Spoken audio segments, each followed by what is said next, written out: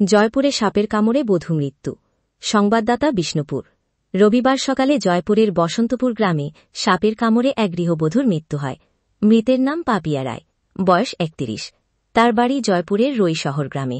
তবে তিনি বসন্তপুর গ্রামে বাপের বাড়িতেই থাকতেন। পরিবার সূত্রে জানা গিয়েছে, শনিবার রাতে তিনি বাড়ির মেঝে তার ১ বছরের শিশু সন্তানকে নিয়ে ঘুমাচ্ছিলেন। ভোরে শিশুটি উঠে কান্নাকাটি করলেও তার মা কোনো সাড়া দেননি।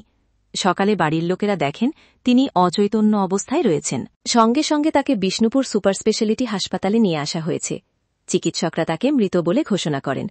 পুলিশ জানিয়েছে, মৃতদেহ ময়নাতদন্ত করানো হয়েছে।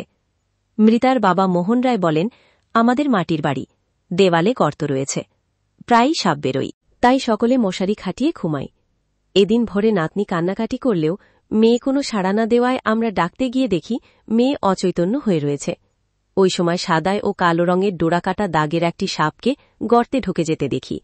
তখনই সন্দেহ হয়। সঙ্গে সঙ্গে হাসপাতালে নিয়ে আসা হলেও তাকে বাঁচানো যায়নি। ধন্যবাদ জ্ঞাপন ও কৃতজ্ঞতা স্বীকার বর্তমান পত্রিকা।